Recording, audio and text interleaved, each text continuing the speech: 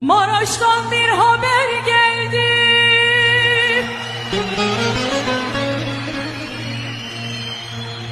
Maraş'tan bir haber geldi. Dediler ki Meri göldü, vay vay.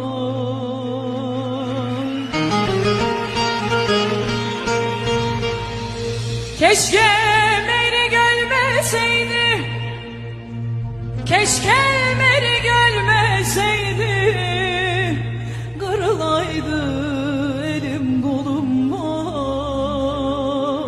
vah. Oy Merik, Merik, Merik, ben kurbanım sana Merik, ben ayranım sana Merik.